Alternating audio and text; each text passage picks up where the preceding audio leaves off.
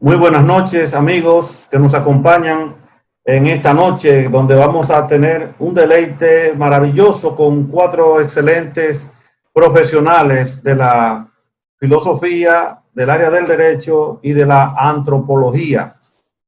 Se dan siempre una serie de cuestionantes en el diario vivir, a lo que se le llaman dilemas, situaciones en las que el individuo, en términos común y vulgar, dice que está entre la espada y la pared o ante dos opciones, no saber cuál tomar.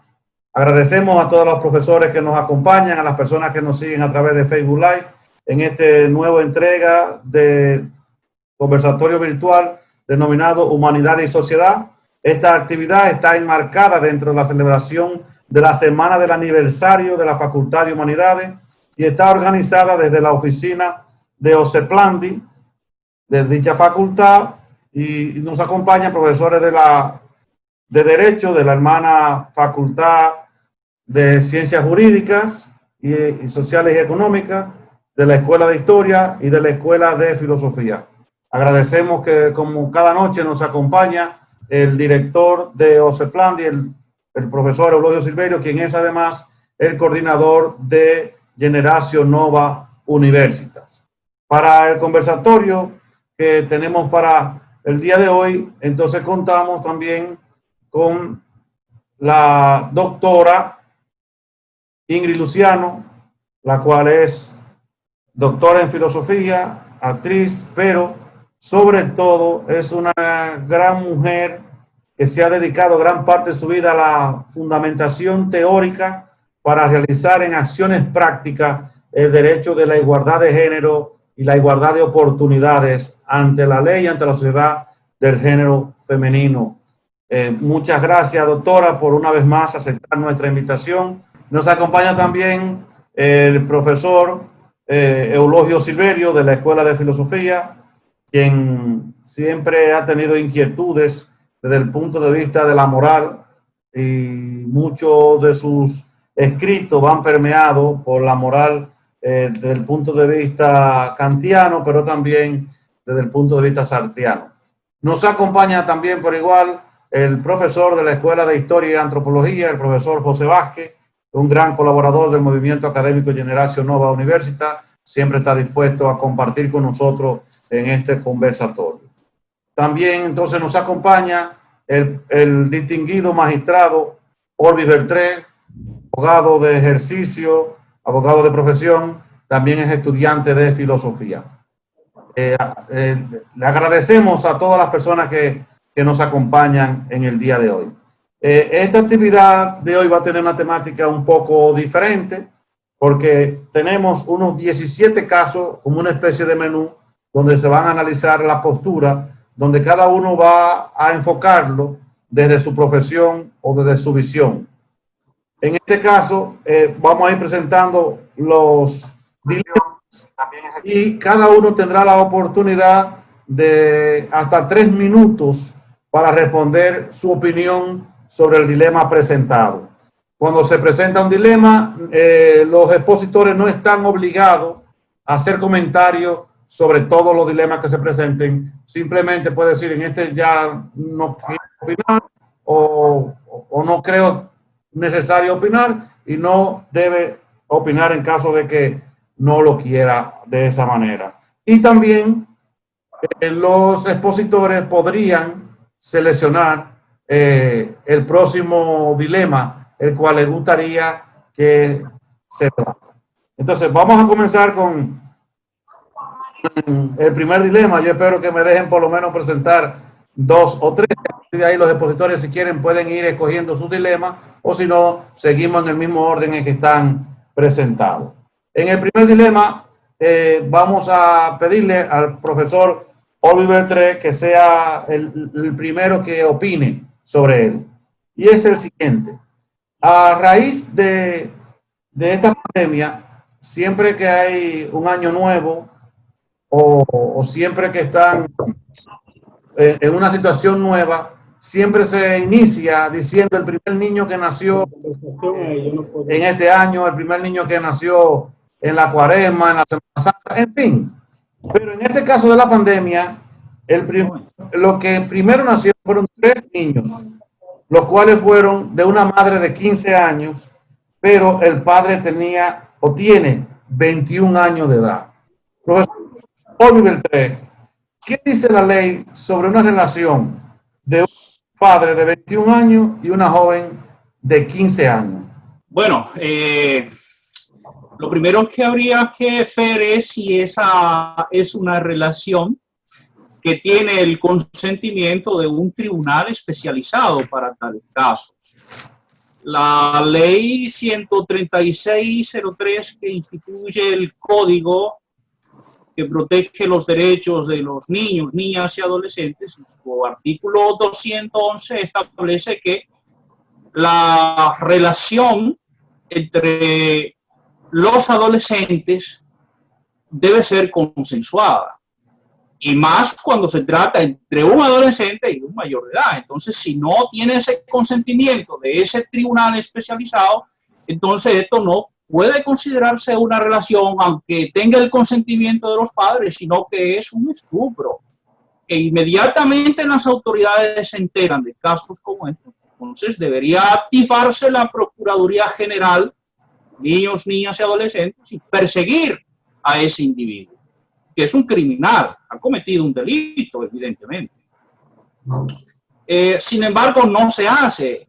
Ese caso que usted plantea es lo menos. Yo conozco un caso en San José de Ocoa de una joven de 14 años que fue embarazada por quien se dice ser su esposo, que tiene 64 años de edad. Figúrese usted. Muy bien. Profesora Iris Luciano, ¿le gustaría opinar sobre ese dilema? Sí, aunque pensé que yo iba de tercera, pero bueno. Y se ríe Eulogio. Pero no, pero claro, el dilema hay que ver desde quién se mira, quién tiene el dilema, ¿verdad? En este caso, pero digamos que sea un dilema para la sociedad, vamos a ponerlo en este caso ahí. Y yo creo que es un tema que llamó la atención de muchas personas, porque tuvimos candidatos incluso que avalaron un poco esa situación, visitando todo como lo lindo de la maternidad, sin tomar en cuenta, bueno, la situación específica. Tomando en cuenta que tenemos la segunda tasa más alta de matrimonio infantil en la región, es una situación bastante fuerte, de que estaba buscando datos y tenemos 37% de niñas casadas antes de los 18 años y un 12.5 antes de los 15, algo así. Sí, 12.5 antes de los 15. Entonces, el tema del matrimonio infantil, que ha sido como tema de varias campañas de instituciones que son por los derechos de los niños y las niñas particularmente, están planteando el tema de que se apruebe el matrimonio a partir de los 18 años sin excepción. Y eso sin tomar en cuenta las uniones informales que se dan antes de este tiempo. Y efectivamente, como bien decía Orbis Beltré, el tema de que hay otros casos donde las edades, hay muchos casos donde las edades son incluso más amplias. Pero además del tema del matrimonio infantil, hay otro dilema que yo sé que está planteado quizá más adelante, pero no sé si vamos a llegar a tantos casos, y me parece importante también llamar la atención al respecto, que es el tema de la prohibición absoluta del aborto. Es una niña de 15 años que está en un estado en el que probablemente no recibió, al menos que tenga acceso a una familia muy particular o a ciertas instituciones particulares, pero si no, el Estado Dominicano no le garantiza educación sexual integral en las escuelas, laica, que no sea por la mirada de ninguna religión particular, científica, que sea basada en la realidad, y tampoco tenemos acceso gratuito, público, etcétera, de anticonceptivos, es decir, educación para poder tomar decisiones, para saber cómo funciona su cuerpo, cómo prevenir un embarazo, el acceso también a los anticonceptivos. ni tampoco el derecho al aborto, ni siquiera en caso de violaciones, ni en caso de que peligre su vida, etcétera. Entonces, es tomar en cuenta de que efectivamente hay que decir, no hay que decir, bueno, ¿qué vamos a hacer con los 3 niños, verdad? Es un estado que ya están ahí, o sea, pero hay que reconocer que surgen de una situación de desigualdad profunda de las mujeres, de las niñas, y sobre todo en situación de desigualdad por cuestiones de clase social, y que habría que hacer una exigencia al Estado para prevenir que esto se dé, y luego qué va a pasar con cómo pueden lograr mantener a esos bebés que ya están ahí. Esos serían como los puntos que pienso importantes. Ok. Profesor José Vázquez. Sí, el tema que plantea tanto Orbis como la doctora me antecede, representa un dilema ciertamente complejo en una sociedad de poses, tomando en cuenta sobre todo que la cultura es un sistema que pauta todo un conjunto de comportamientos que se dan en ella, y que la moral es contextual. La moral no puede ser tomada de manera extrapolada y traerla de allá para acá como se trae una ley, un modelo jurídico.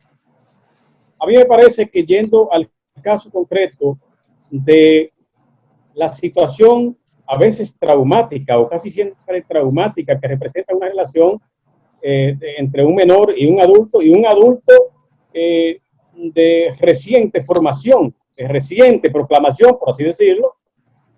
Un adulto de 21 años es un adolescente, es un joven que, si no es menor, es porque legalmente tiene un estatuto de mayor, pero en lo que tiene que ver con sus roles, lo que tiene que ver con el sistema de oportunidades en una sociedad desigual como la nuestra, en la que se accede tardíamente a posiciones de relevancia, sobre todo para personas de escasos recursos. Este es un muchacho de un nivel de vulnerabilidad tan digno de tomar en cuenta como la chica de 15 años que tiene su trillizos. Entonces yo creo que lo que tiene que prepararse el Estado y la sociedad no es necesariamente para prevenir esto, es para qué hacer cuando ocurra esto, es para las cosas que se van a hacer cuando ocurra esto, porque son cuestiones inevitables. La concesión del delito pues tiene una característica absolutamente legal. Sin embargo, desde el punto de vista antropológico, si nos suscribimos a lo que es la tradición cultural dominicana, el proveedor, que por lo regular es mayor que la mujer, el proveedor siempre es el hombre, por lo regular es el hombre, es mayor. Esto se da bajo una situación implícitamente consensuada. Es decir, no es verdad que siempre, que en todo caso, los padres están cónsonos con la ley, con las instancias jurídicas respecto a la necesidad de aplicar sanción al señor, al joven que se llevó a la menor, que la estupró, que la raptó, que tuvo hijos con ella. No. Los padres no piensan igual. En el marco de la cultura tradicional, el hecho de que el joven, el hombre, esté en capacidad y disposición de proveer a la dama, a la mujer, a la compañera, es una razón lo suficientemente justificable como para que esta unión se mantenga, y sobre todo, si ella quiere, eso encaja dentro del modelo cultural en que hay que analizar esta situación. Sin embargo, la prerrogativa jurídica, la prerrogativa legal respecto al caso, entonces entran en juego, y aquí habría que ver cuál es, qué es lo que más conviene en última instancia, si dejar que las cosas fluyan conforme a la voluntad, a la libertad que tiene la pareja de hacer una vida unidos, o si por el hecho de haber violentado un precepto jurídico legal que muchas veces está descontextualizado, entonces hay que separarlos. Y entonces, ¿qué pasaría con la, verdad? ¿Qué pasaría con las criaturas? Es un verdadero dilema, es un asunto complejo, pero yo opto por dejar a la muchacha con su marido, si se quieren y si están dispuestos a trabajar para criar. Muy bien, muy bien. Profesor Eulogio Cipriano, esa visita suya indica muchas cosas. Bien. Habla un antropólogo. No, bueno, es que José ha dicho exactamente lo que es. El asunto de la moral es un asunto que tiene que ver con la sociedad, y cada sociedad dice en su época lo que es bueno, lo que es malo. Entonces la risa viene porque en otras sociedades hay muchachos que tienen 12 años o 13 años y están pidiendo una reasignación de nuevo sexo, un cambio de sexo. Y se considera que ellos tienen suficiente madurez para saber lo que quieren, o sea, una reasignación, que le cambien el sexo. Entonces, si un muchacho en determinadas sociedades se considera suficientemente consciente y adulto para tomar una decisión totalmente radical, entonces, ¿por qué aquí nos escandalizamos cuando una muchacha de 15 años sale embarazada? En este momento, porque hace 50 años habían hasta merengue que incentivaban ese tipo de cosas. Por ejemplo, Guandulito, que decía, a mí me gustan de 13 y eso no tiene que ver. Cuando hablaban de los 15 años, que se consideraba en esa época que era la edad en que las mujeres entraban en su etapa de adultez. O sea, la moral entonces tiene que ver mucho con la experiencia psicológica. Si a usted le enseñaron desde pequeño que es malo una cosa, uno lo aprende como malo o lo contrario. Pues por lo visto, por las cosas que ocurren aquí, nadie le hace caso a eso. O sea, las muchachas y los muchachos se inician en sus relaciones sexuales desde muy temprano. Recuerdo el caso de una hija que tengo que me estaba haciendo el cuento de que la mandaron a dar un curso en una de estas cuestiones de educación sexual para jóvenes, para muchachos. Eso fue en Capotillo. Y entonces había una muchachita de 10 años que ella le estaba explicando cómo se usa el condón, cómo se pone, y la carajita se paró y le dijo, no, profesor, no es así, venga, yo le voy a enseñar. Y le enseñó. Quiere decir entonces, no es para reírnos, pero lo que quiero dejar claro aquí es que en la sociedad están ocurriendo, las cosas ocurren de manera distinta, como los que hacen la ley, que hacen leyes sencillamente para tenerle un papel y para salir siendo gracioso. Pero la sociedad, el Estado como responsable, no tiene solución para esa muchacha de 15 años, esos 3 hijos, y para el muchacho también. O sea que en este caso, ¿qué sería lo mejor? Meter preso al muchacho, como dice la ley, porque la violó, legalmente la violó. ¿Quién va a mantener esos 3 muchachos? El Estado va a ser suficientemente responsable para proteger a esa muchacha, dándole la facilidad de que siga estudiando, de que pueda mantener los hijos. Y también había que preguntarse si los hijos no necesitan del padre. O sea que realmente en una sociedad como esta es muy bueno evaluar todas esas cosas. En este caso yo diría como José, en este caso, porque el muchacho tiene 21 años, o sea, es un muchacho también. ¿Y quién quita que de verdad estén enamorados? En el caso de ellos. No estoy diciendo en el hombre de 60 y la muchacha de 15 ni de 12. No estoy hablando de ese caso, pero en este caso yo creo que lo mejor es que la sociedad, ya que es tan irresponsable para simplemente tener la ley que castigue el hecho, pero no una ley que le da solución a la muchacha para protegerla de manera tal que ella pueda terminar sus estudios y que pueda educar a esos muchachos igualmente con el muchacho. La vida de él se desgració como quiera, se jodió. Si él no tiene recursos, se azaró la vida con ese hecho. Igual que la de la muchacha también. Y si seguimos por donde vamos, la vida de los 3 muchachos también se fue a pique. Hasta ahí yo lo dejo, William. Bien, bien, muy bien, profesor. Distinguido Olvi Beltré, una joven mujer, 23 años de edad, 3 meses de embarazo, va a hacerse su chequeo rutinario y le detectan un cáncer sumamente agresivo y amerita un tratamiento urgente porque de lo contrario los médicos no garantizan la vida de esa joven. La Junta Médica establece que hay que practicarle un aborto a lo que ellos han denominado terapéutico.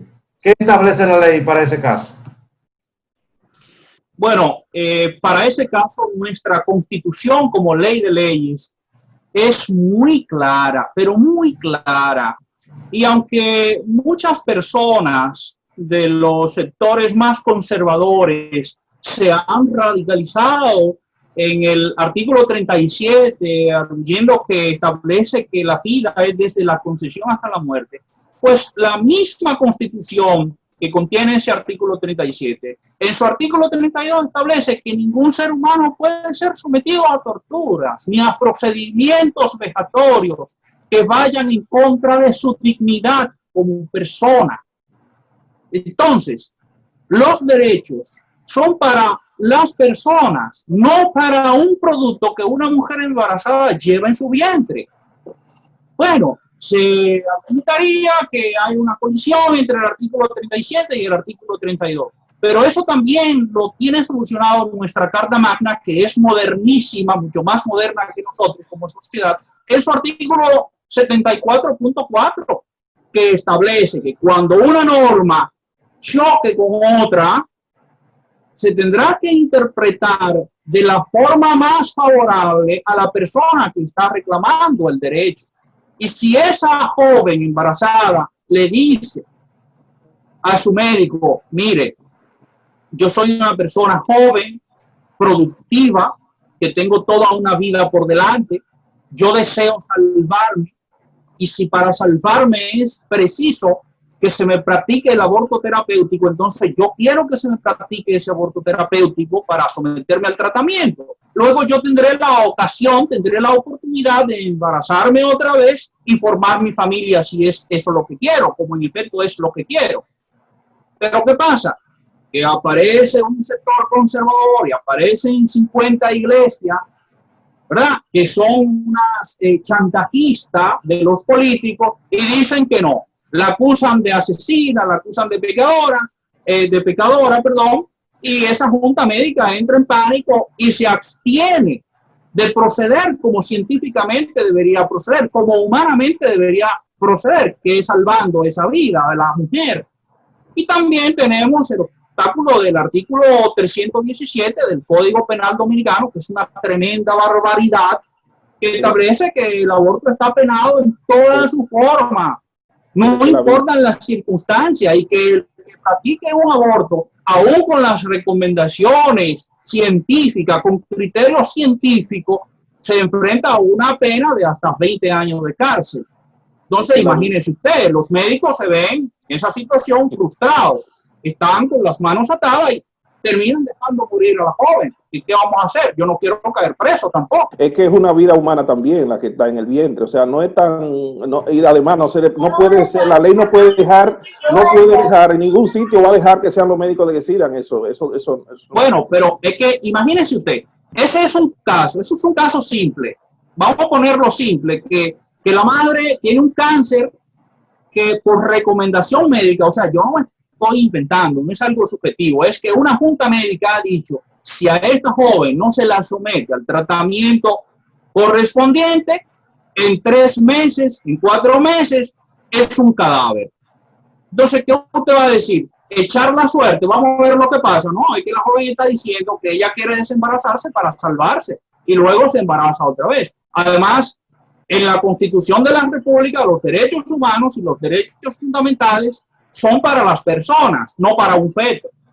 Eso está clarísimo ahí. Bien. Pero imagínese usted, por ejemplo, que su esposa embarazada va a un chequeo de rutina y el médico le dice, bueno, mire, su criatura no tiene pulmón y el cerebro, cuando nazca, va a nacer con un cerebro compuesto por el 5% del cerebro. Oye, ese es casi el otro caso que sigue. Sí, William, lo que pasa es que yo no estoy criticando lo que él dice, es que él se sale de lo que es estrictamente legal para invadir un campo que no le corresponde. O sea, desde el punto de vista ético también se podría decir eso.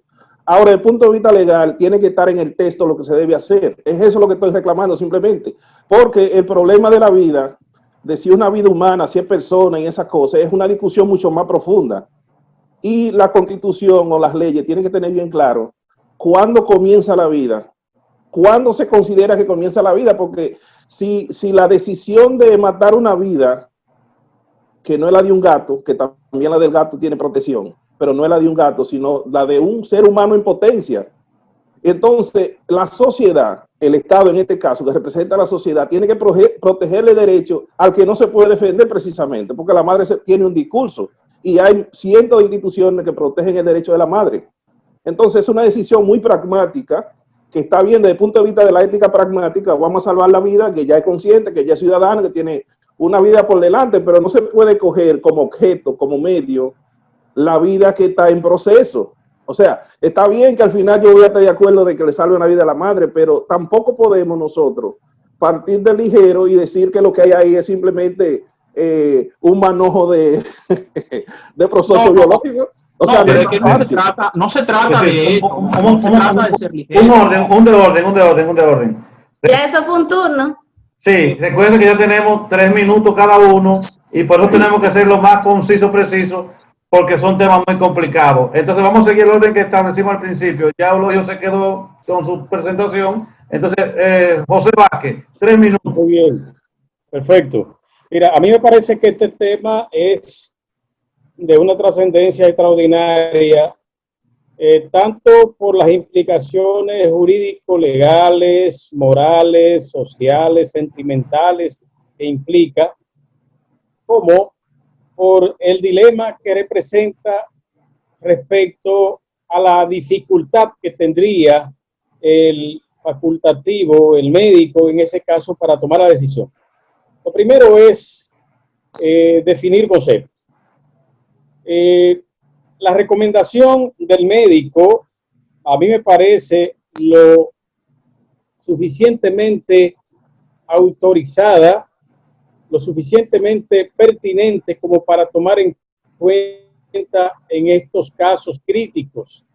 Sin embargo, lo que alegaba Eulogio, a mí me parece también de una pertinencia capital a la hora de tomar una decisión que no altere el proceso en términos de afectar un paradigma que es fundamental, porque aquí hay un problema de moral también, aquí hay un problema de paradigma. La vida es sagrada desde que se concibe en el útero de la madre, en el vientre de la madre, según las prescripciones judeocristianas, según las prescripciones religiosas. Por eso la Iglesia ha llevado la voz cantante y ha estado ganando la batalla respecto a la imposición de ciertos criterios que han de tomarse en cuenta a la hora de decidir en estas situaciones conflictivas, estas situaciones críticas.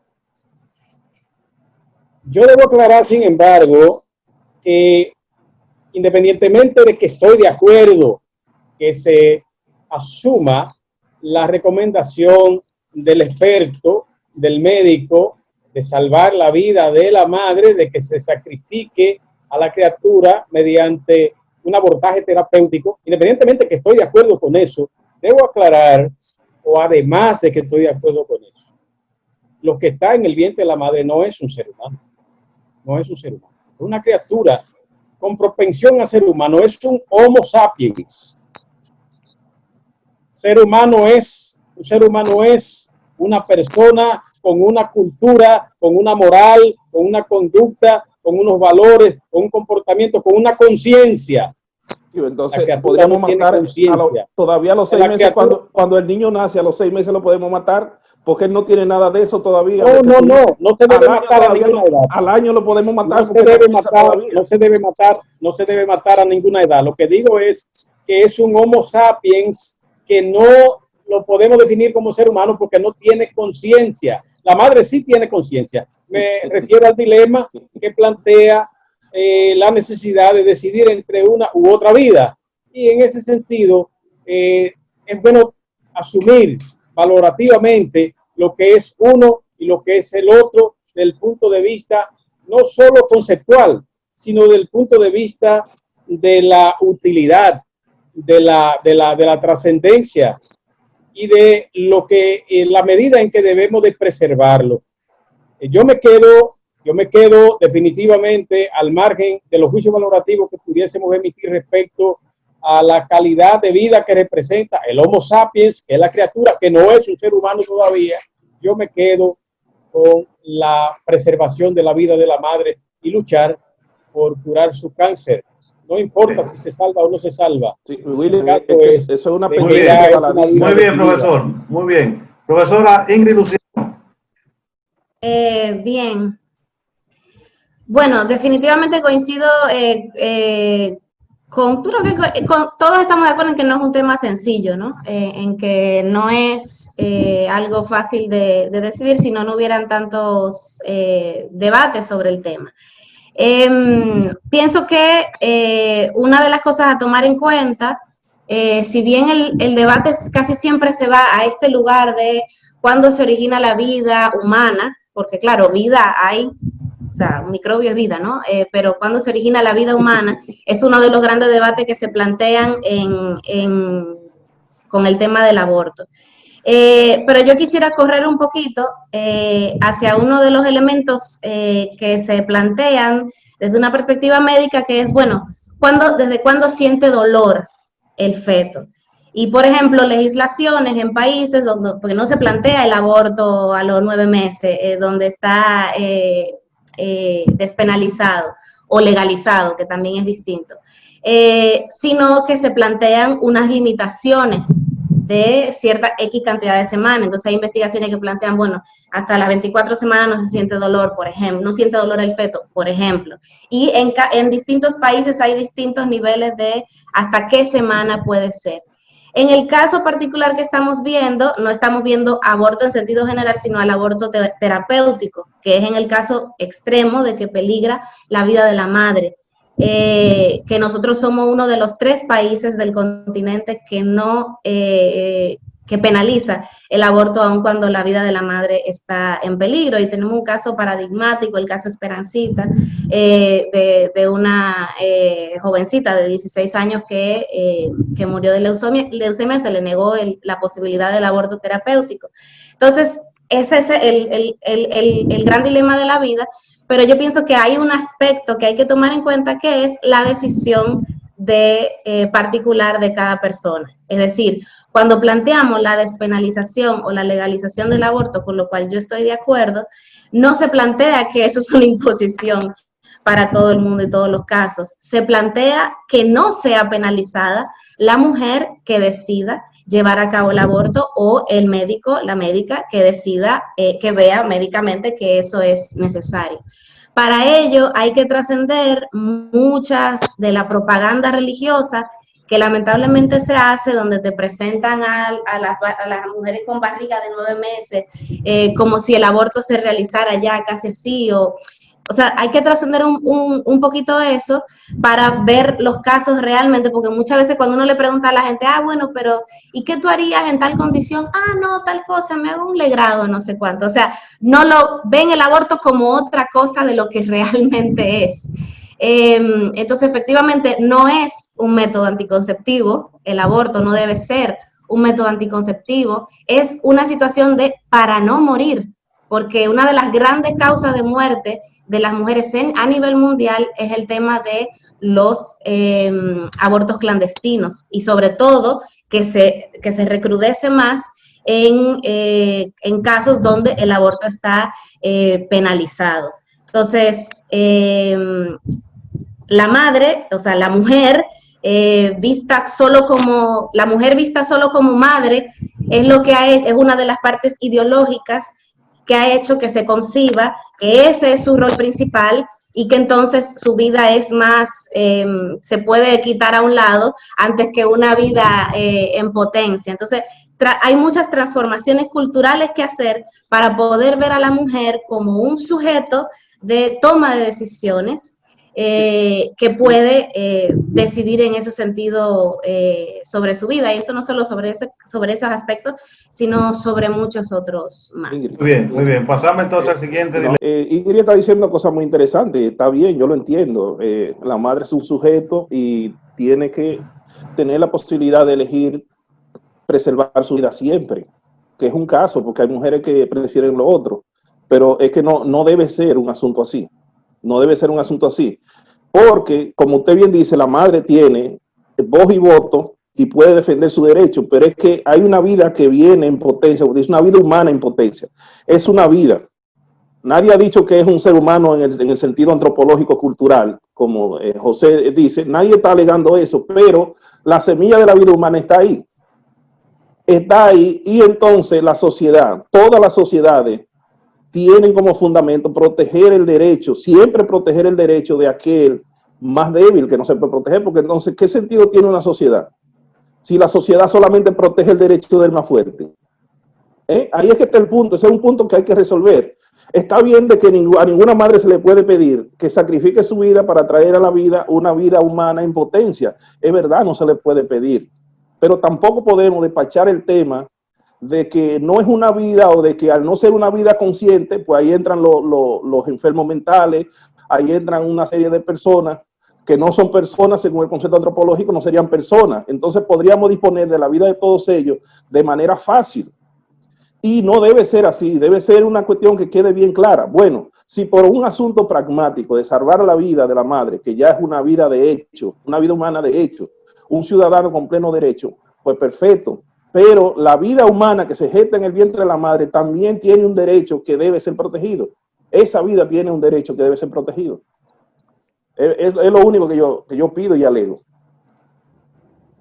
Profesora. Sí, yo deseo hacer una aclaración. Sí, un momentico, Orbis. Cuando... Dale, Orbis, que se me fue, que ya es muy tarde. Miren, Dale, Orbis, lo voy a anotar porque se me fue. Lo que pasa es que aquí no se trata de si es o no una vida.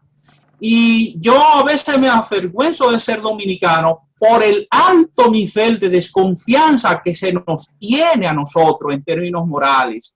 Señores, el artículo 295 del Código Penal establece que el que voluntariamente mata a otro se hace reo de homicidio.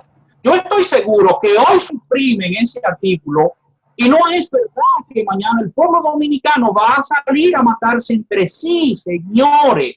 Entonces, respecto a las tres causales sobre el aborto, la idea que tiene el sector conservador de la sociedad dominicana es de que si eso se aprueba en un nuevo Código Penal, las mujeres estarán en todos los centros médicos haciendo fila para ir a abortar. Caramba, pero qué criterios nos tiene como nación, como pueblo, y eso somos los dominicanos, pues entonces damos pena como personas. No se trata de si es bueno o si es malo, señores.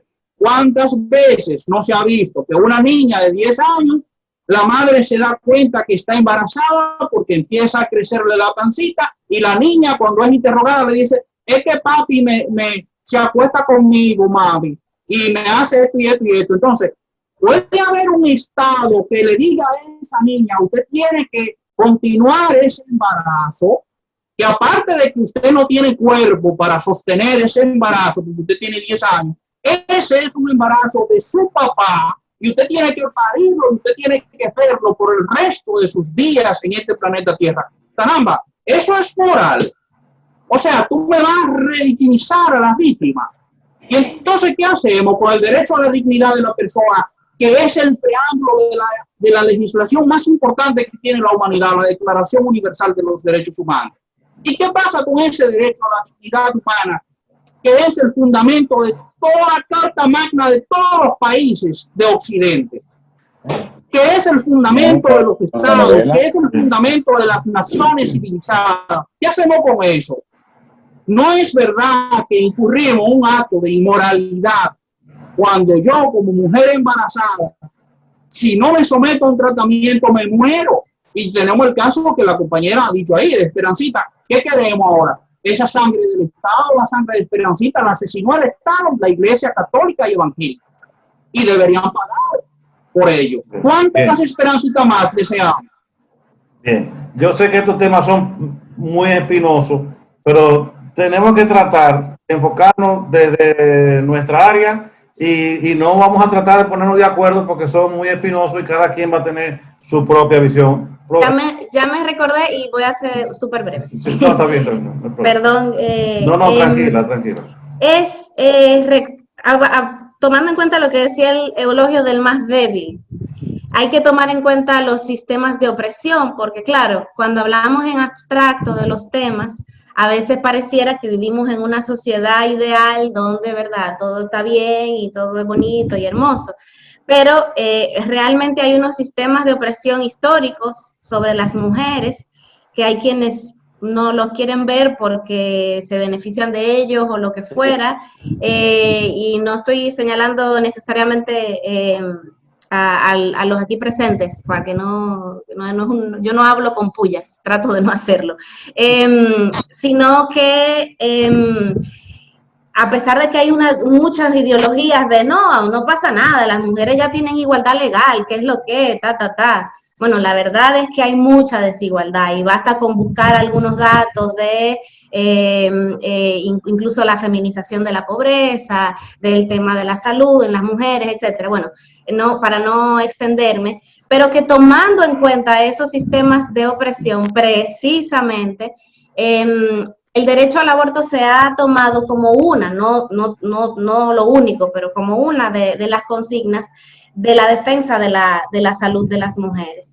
Y hay que tomar en cuenta la situación de que un Estado opresor, decidiendo feliz y tranquilamente sobre el derecho a la vida o no de las mujeres, es como perpetuar una situación de desigualdad, y que efectivamente eso tiene que venir acompañado con mucha educación, ética, educación sexual integral, educación ciudadana, educación crítica, eso tiene que venir acompañado de todo eso, pero sin postergarlo para cuando tengamos todo. Tiene que ser una cuestión que se haga al mismo tiempo. Eso. Bien. Entonces vamos al tercer caso, que es un poco otra visión, pero casi de la misma situación, y es la siguiente. Una joven tiene su embarazo, a las 24 semanas ingresa a la clínica o al hospital con una preeclampsia, entonces es desembarazada, su hija nace con 3% de los pulmones desarrollados. La niña sobrevivirá las primeras 24 horas por la defensa provista por la madre, pero de ahí en adelante tendrá que respirar con sus propios pulmones, lo que implica un sufrimiento indescriptible para la criatura. El padre, frente a esta situación, pide a los médicos que la ayuden a morir y la liberen de ese sufrimiento inútil. ¿Qué opinan? ¿Quién se anima de primero? ¿Usted misma, doctora, o comenzamos en el mismo orden que tenemos? Orbis. Bueno, volvemos al asunto. Miren, lo que somos como sociedad civilizada, organizada, se define en los primeros 9 artículos de la Constitución Dominicana. Y si ustedes estudian esos primeros 9 artículos de nuestra Carta Magna, se van a dar cuenta que todos versan sobre el respeto a la dignidad humana. La sociedad dominicana empieza por eso. Si no hay respeto a la dignidad humana, de nada sirve que hablemos de que tenemos un gobierno democrático y representativo. De nada sirve que hablemos de que tenemos un Estado social democrático de derecho. Señores, la dignidad humana es un asunto de lógica y además es el derecho más importante de todos los derechos fundamentales. Usted se muere y sigue teniendo la dignidad humana. Sabemos que no va a prevalecer esa criatura. Entonces, ¿por qué? ¿Por qué debe haber un Estado que diga no? Te vamos a llevar a la cárcel 20 años de prisión si tú decides privar de la vida a esa criatura que no tiene la vida que todos desearíamos que tuviera. Es como cuando la mujer embarazada, el médico le dice, mira, este sujeto tiene una desformación, va a nacer, pero no tendrá cerebro, morirá a las pocas semanas. ¿Por qué puede haber un Estado que le diga que debe parir este producto? Orbis, ¿podría decirnos qué establece la ley en ese caso? ¿El padre tiene esa autoridad para decir a los médicos que detengan la vida de esa niña? Claro que sí. Solamente hay que invocar el artículo 42 de la Constitución de la República Dominicana, que nadie puede ser sometido a tortura, que nadie puede ser sometido a tratamiento vejatorio que violente la dignidad humana. De acuerdo, muy bien. y Bueno, mantener otra viva pregunta. a una persona Anthony, que un no momentico, va que eso tiene a su orden. vivir definitivamente sin el auxilio de un aparato que no puede ser para siempre, es una tortura y es una Muy bien. violación a la dignidad Ok. humana, no solamente de esa vida que está yaciente ahí, sino de los padres y de los familiares de esa joven, de ese producto que está ahí, perdón. Muy bien, Orbi. Eulogio, José Vázquez quiere opinar en ese punto. Le Muy decimos bien, muy bien. al público que van a tener su momento de participación, que no se desesperen. Profesor José Sí, Vázquez. correcto. Bien. Bueno, a mí me parece que Orbi Beltré ha dado en la diana. El problema que plantea una vida condenada durante su proceso existencial al sufrimiento hasta que exista, pues esto plantea una situación muy difícil para la sociedad, para la ciencia, para la medicina, para las instituciones jurídicas. Y en este caso, entonces, y en ello coincido, la mayor de las cosas que ha planteado Orbi, en el sentido de que la licitud de un acto, el hecho de que un acto sea legal, no necesariamente lo licita, no es decir, que sea legal, respeto y restricto a la vida bajo de cualquier condición, no quiere decir que esto dignifica la condición humana, que esto es factible de ser aceptado, que esto es aceptable bajo ninguna circunstancia real, porque aquí volvemos al problema del contexto, aquí volvemos al problema del escenario, de la realidad a la que nos enfrentamos. A mí me parece que si la ley no prevé, que bueno que Orbis, desde el punto de vista de la interpretación de la Constitución, sí ha dicho que la ley prevé la autoridad que tiene el padre para decidir sobre lo que se debe hacer con la criatura. Bueno, si la ley no lo previera, de todos modos, yo creo que el sentido común, la racionalidad, la sensibilidad y el respeto a la dignidad humana, pues debe ser lo suficientemente tomado en cuenta para dar una respuesta ante el caso. Entonces, Bien. yo creo que la vida sí tiene que ser suspendida justamente para evitar el sufrimiento que implica continuar bajo esas condiciones. Bien. En consecuencia, yo creo que no se estaría incurriendo en ningún acto inmoral, en ninguna violación de la moral desde el punto de vista de lo lícito, porque una cosa es la moral social, una cosa es lo legal y otra cosa es lo justo, lo lícito, lo humanamente aceptable desde el punto de vista del dolor que representa un padecimiento como el descrito en este caso. Ok. Yo creo que vamos a estar de acuerdo todos en este caso, aunque el público no sé, supongo que no. Y voy a hablar poco para que le dé la oportunidad por lo menos a uno del público. En este caso yo estoy de acuerdo totalmente de que debería permitirse en este caso la eutanasia, porque es una vida que no tiene posibilidad. Realmente, a menos que usted crea en un milagro, y ni los que creen en el milagro creen o piensan que un niño, un bebé sin pulmones puede sobrevivir en un ambiente donde se necesitan pulmones para respirar. Entonces, ese sufrimiento de esas 24 horas que le quedan aproximadamente a esa persona pequeña es inútil, o sea, no tiene sentido, pero eso lo piensa uno que tiene una mentalidad abierta. Pero ¿y el que es religioso? ¿Qué piensa? ¿Qué piensa el que es religioso sobre ese tema? ¿Se puede interrumpir la vida así porque uno cree que es mejor? ¿O realmente hay que dejar que toda vida agote su proceso natural en este caso? Ingrid Luciano, ¿quiere opinar? Muy brevemente decir que una cosa es el punto de vista particular de la familia y otra cosa es quizá la perspectiva de Estado, ¿no? Eulogio ya por fin menciona la palabra eutanasia, que es un debate, siempre uno de los temas de debate de la ética, y hay países con diversidad de legislaciones al respecto.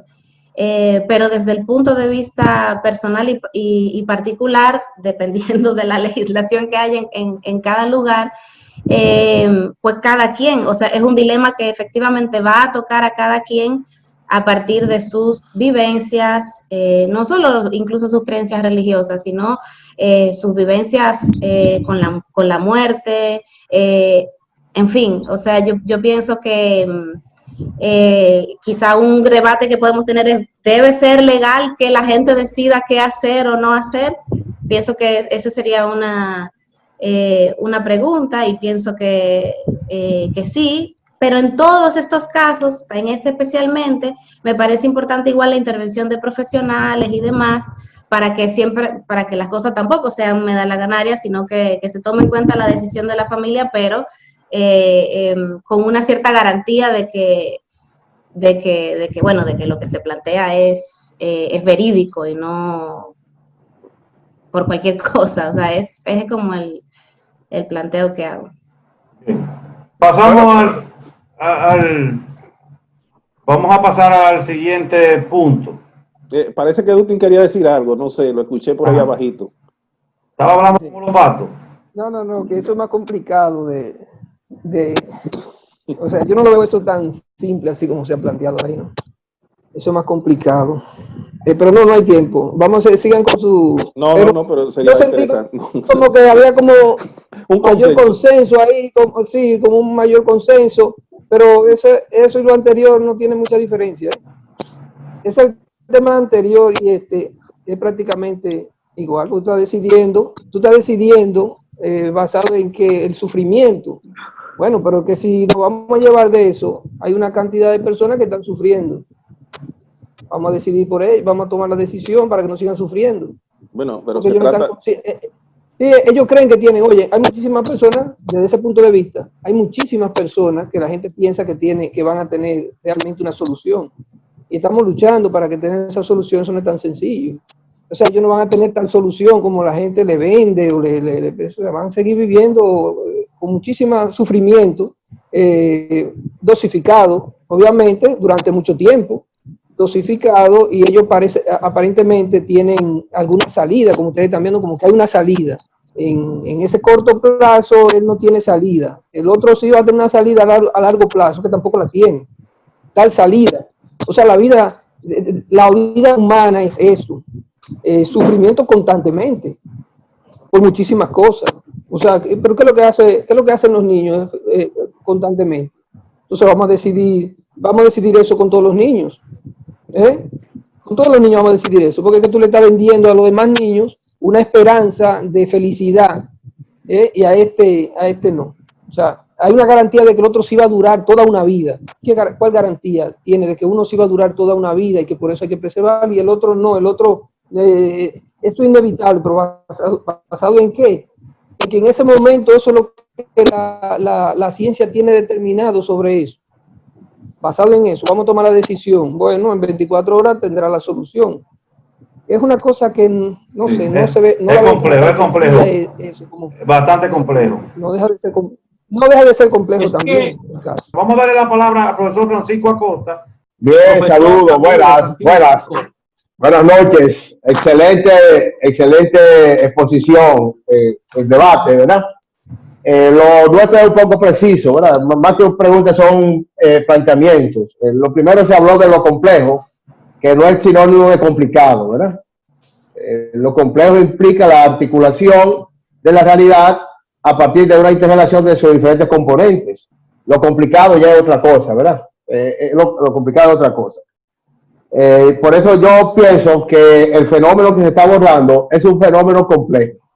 Es un fenómeno complejo porque intervienen factores psicológicos, factores de salud, factores médicos, antropológicos, filosóficos, legales, éticos, y en todos ellos, pues, tiene que de una manera u otra tener una teoría articuladora de la realidad como una totalidad. Si lo vemos así, de forma fragmentada y parcial, es muy difícil que lo podamos poner de acuerdo en términos de lo que es la verdad con respecto a esos fenómenos. Por ejemplo, en términos culturales, si vemos el problema del matrimonio infantil, por ejemplo, en la Amazonía, en la tribu de la Amazonía, en donde el promedio de vida, qué sé yo, son 20, 25 años, pues una niña tan pronto alcanza su madurez de reproducción, lo que llama la formación como tal, ya está apta para el matrimonio. Lo que ellos perciben es si sus órganos genitales dan señales de que está apta para esa reproducción, ya se puede casar. Entonces, fíjense cómo esa cultura, eso no es ningún inconveniente, es legítimo, que no es lo mismo que legal, porque lo legítimo es lo que socialmente es aceptado. Lo legal a veces conecta con lo legítimo, pero no siempre. Ya esa es otra discusión. Entonces, por eso yo pienso que no podemos ver la cosa de manera segregadora, viendo como una oposición entre lo legal y lo legítimo, sino como un elemento articulador. Igual entre los factores psicológicos, que eso implica, los factores de salud, que implica tomar una decisión para el aborto o no, no tan solo un problema de carácter religioso o cultural, sino también de carácter médico. Entonces, fíjate que todos esos factores yo pienso que son muy importantes para tomarlo en cuenta en una excelente conferencia como esta. Muchas gracias. Okay. Ahora, como aquí en la sala hay muchos profesores, yo voy a tirar una pregunta para que los profesores o los expositores también le den respuesta a los estudiantes aquí presentes. El problema es el siguiente.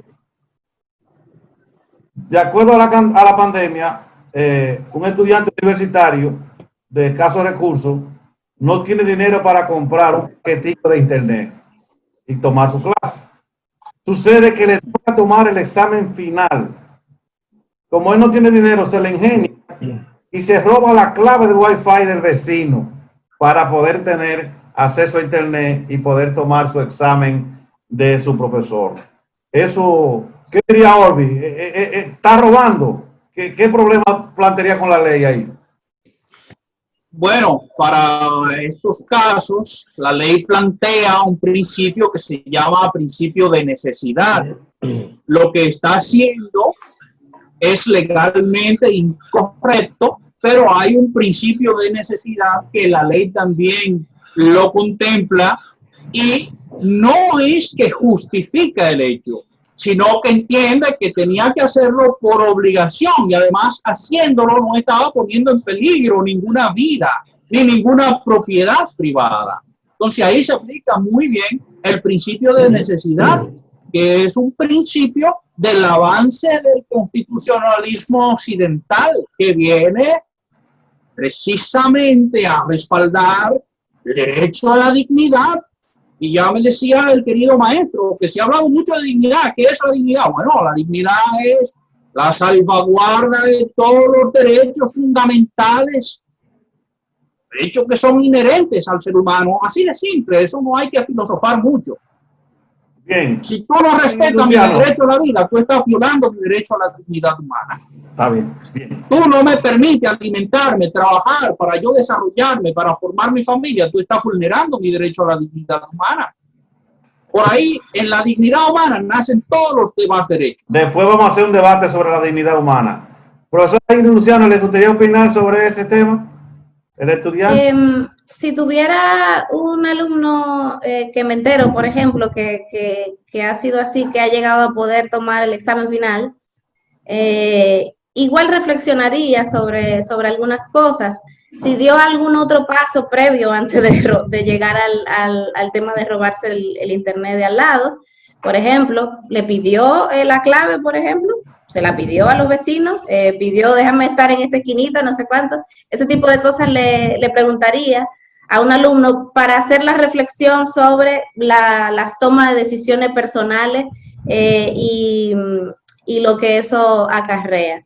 Yo diría que hay un elemento, otra vez voy con los sistemas de opresión, y hay un tema con más bien como de explotación de clases sociales y la diferenciación y la desigualdad de clases sociales que hay, en las cuales, y eso se parece a otro caso al que no sé si llegaremos a hablar, que es que la desigualdad es la que muchas veces lleva a la, entre comillas, delincuencia.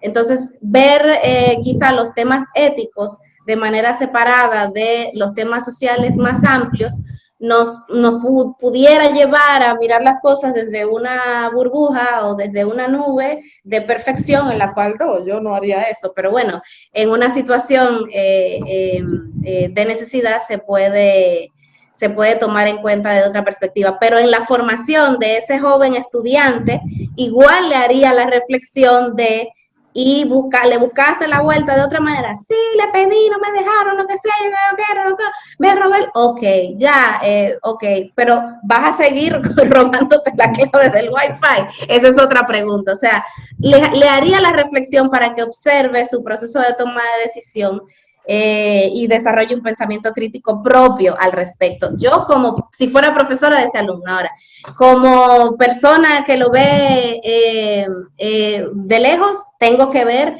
el elemento más amplio, ¿no? Bueno, es un ladrón el que se roba 100 pesos, pero el que roba 100 millones tiene un banco. Profesor Eulogio Silverio, ¿quiere opinar sobre ese caso? Poco, lo único que yo le preguntaría es si él vio la data del vecino, porque si cuando uno rompe la clave de un vecino, si sabe mucho de computación, podría entrar a la data de la computadora, del teléfono, del dueño del Wi-Fi. O sea, todos los equipos que están conectados ahí, una gente que sabe de programación puede verle los datos, inclusive puede quitarle los datos, robarle los datos. Entonces le preguntaría eso. Y la segunda pregunta sería si él entró a la propiedad del vecino para robarle la clave o si la señal llegaba hasta su casa, porque ese también es un tema que el abogado podría ayudarnos, porque se dice que una señal que pasa por el patio de mi casa o por encima de mi casa, si yo tengo derecho o no. Si yo tengo un equipo para romper una señal que está pasando por el espacio aéreo de mi casa, si yo tengo derecho a eso o no. Cuando él me pidió vecino para lanzarme una señal de Wi-Fi a mi patio o a mi habitación, entonces, ¿por qué una señal que está en mi habitación, que posiblemente me está haciendo daño en el cerebro, como dicen, que provoca cáncer? ¿Por qué yo no tengo derecho entonces a romperla? O sea, serían cosas que hay que evaluar. De todos modos, no le veo la gravedad al asunto si él no lo usó para robar, porque robarse la clave de los vecinos, los que saben de eso, pueden verle la vida al vecino a través de eso, a través de romperle la clave. Eso yo quiero que se sepa. De hecho, ese es uno de los trucos que usan los hackers. Lanzar un Wi-Fi gratis en un sitio público para que todo el que se enganche, robarle la información personal que puedan tener en los teléfonos. Dice Coralba Gutiérrez que el robarse la clave no es malo, que malo fuera si él fuera y se metiera a la casa y le robara el router. Sí. No, es más delicado, es un tema delicado. Miren, las empresas que tienen, que manejan programas, por ejemplo, de contabilidad o de finanzas, bueno, se lo digo por experiencia, porque yo sé de lo que estoy hablando. Es un tema delicado usted dejar que vayan personas y se le metan, se puedan conectar al mismo router, porque el que sabe de programación puede romperte todo lo que tú tienes conectado ahí en esa red. O sea, no es un tema tan simple como se ha planteado, que se trata de un estudiante para hacer un examen. Si es para eso, yo no le voy a problema. Ahora, romperle la seguridad a un router de un banco, por ejemplo, de una empresa, bueno, está bien, el banco todo el mundo lo odia, pero de una empresa uno le puede cambiar todos los datos que están ahí. O sea, puede entrar a su base de datos. Eso es peligroso. Profesor José Vázquez. Sí, mira, para mí que lo planteado por los colegas es muy importante y da luz sobre un asunto muy complejo, que tal y como señalaba el profesor invitado en su intervención, Fran Acosta, lo complejo no es necesariamente lo complicado, pero esto es complejo y complicado a la vez.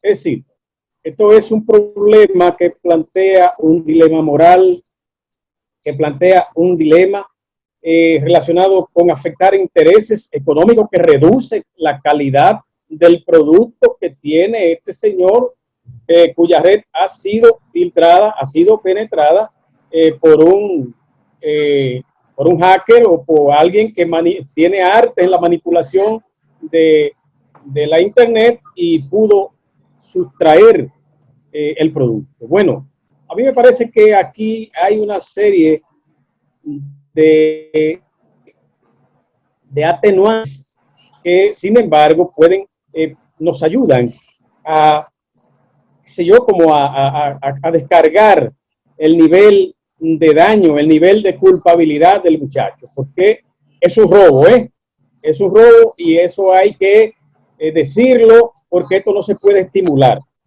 Sin embargo, la situación ante la cual él se ve, la gravedad de reprobar el examen, la amenaza, el riesgo de reprobar el examen por falta de acceso a la tecnología, que viene dado en función de una situación inequitativa y de desigualdad social, que es un problema histórico, estructural, que habría que hacer una revolución para resolver eso. Entonces, no podemos tampoco caer en esa situación. Yo optaría por aconsejar, en el caso genérico, al muchacho que representa muchos muchachos, muchos jóvenes con esta necesidad.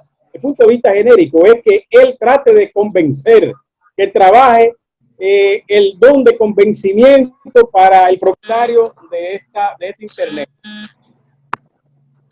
Tiene problema el profesor. Bien, profesora Ingrid Luciano, usted tiene la mano levantada. Sí, es solo un detalle, ya desde la perspectiva de la universidad, en este caso, poniendo que es un estudiante guasdiano, hay un sonido que no sé de dónde viene. Ya lo Ok. Por ejemplo, en mi caso sería por la forma en la que dimos las clases virtuales, así improvisadas en este semestre. Hubo una interrupción y hubo la llamada. Termine, profe, termine. No, Ingrid, continúa. Bueno, termino. Es simplemente que, bueno, la universidad, conociendo la situación de desigualdad, tiene que flexibilizar ciertas cosas para que nadie se tenga que ver en una situación de ni hacer eso, pero tampoco perder la materia por no hacerlo. Es decir, flexibilidad en las formas de evaluación para que lo presencial de los exámenes no sea lo que prime, conociendo la situación de desigualdad. O sea, no podemos pensar en un estudiante X que vive en el aire o que es solamente clase media, que tiene siempre internet, sino que tenemos que pensar en la realidad de nuestros estudiantes. Entonces, ese es el tema ético con la educación virtual desde la universidad, que nadie se tenga que ver en ese dilema. Profesor, Elvin una 3. aclaración. Ajá. Sí. ¿Me dieron la palabra? Sí, sí. Miren, lo que pasa es que la teoría del delito establece cómo es que se configura un delito. Para que se configure un delito no basta con que haya una acción. El relato fático aquí ha sido muy específico. Él se enganchó al Wi-Fi del vecino y tomó un examen que le estaba dando la universidad. Hasta ahí el relato fático. Ahora, eso no se configura como delito porque la ley 5307 sobre crímenes y delitos de alta tecnología no contempla eso como un delito. Para que se configure un delito tiene que haber, además de la acción, la tipicidad, la antijuricidad y por consiguiente la antijuricidad tenemos que evaluar la voluntad del individuo para llegar a la culpabilidad. O sea, aquí no hay forma de configurar el dolo. Por tanto, no hay delito. Ahora, si el relato fático dice que introdujo un virus al sistema de ese vecino y le sustrajo datos personales, ya no es un estudiante de una universidad que estaba asistiéndose de un Wi-Fi para tomar un examen. Estamos hablando de un hacker, de un delincuente de alta tecnología. Bien. José Vázquez, ¿usted terminó su idea o la quiere concluir? Sí, muy bien, gracias William. Mira, breve, para concluir la idea, se presentó una interrupción ahí. A mí me parece que el problema es complejo justamente por las implicaciones morales que tiene, desde el punto de vista de la moral tradicional dominicana y que está sustentada en una de crianza, en unos patrones de crianza que han sido los garantes, y qué bueno, de que las cosas vayan menos mal en nuestra sociedad, en nuestro país. Es decir, es válido que este joven que incurre, en este caso, este joven X, un caso genérico, incurre en este caso, pues sea aprehendido de alguna manera. Es decir,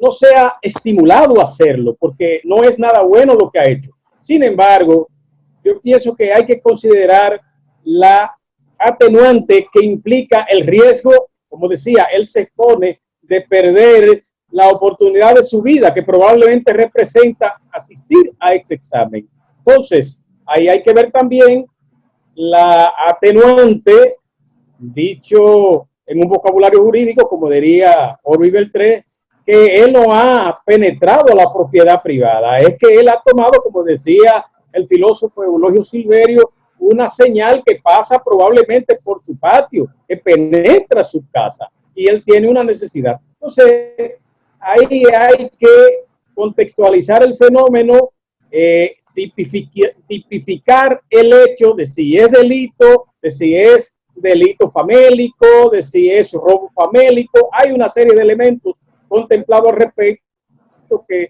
deberían ser tomados en cuenta de determinada sanción a esa conducta. De todos modos, a mí me parece que aunque esto no debe estimularse porque es una acción que transgrede la moral, que transgrede las normas éticas, pues yo pienso que habría que ser flexible en el trato de lo que de todos modos para mí sí es un delito. Bien. Profesor Orbi Beltré, el siguiente caso parece novelesco, pero solo para que nos lo analice desde el punto de vista legal. Es el siguiente. Una pareja de esposos. El hombre llega a la 1 de la mañana y la mujer se siente ofendida por él haber llegado tarde. Toma una mano de pilón y le da en la nariz al hombre y le rompe la nariz. El hombre, como una reacción violenta, le da un golpe a la mujer en un ojo y en cierta forma la desmaya. Lo llevan a los dos. La mujer va a la fiscalía, pone la querella. La fiscalía tiene conocimiento del caso en sí, de todo lo que pasó. ¿Qué debería hacer desde el punto de vista legal ahí la fiscalía? Bueno, ahí cuando un juez tome ese caso, básicamente lo que va a empezar diciendo es que nadie puede prevalecerse de la falta ajena para faltar. O sea, no justificará tu falta en faltas ajenas. Si yo llegué a las 3 de la mañana y ella me dio una mano de pilón, pues yo no debo darle otro manazo de pilón a ella. Porque el ojo por ojo y el diente por diente hace rato que lo superamos. Lo que yo debo ir corriendo es a la autoridad más cercana para denunciarla por violencia de género, por agresión intrafamiliar. Ese es el procedimiento. Ahí él, en el lenguaje llano del derecho penal, la macó. Bien, profesora Ingrid Luciano. Bueno, quizá hay información insuficiente, aunque hay un poquito ahí de como la situación general AB, casi de una perspectiva de la escritura dramática. Pero en el contexto, perdón, que oigo como algo. ¿Qué dice Eulogio? ¿Qué dice Ingrid? ¿Qué dice usted? Que es una provocación esa pregunta. ¿La quieren Sí, provocar a usted? Sí, sí. No. Les encanta y yo caigo en el gancho siempre.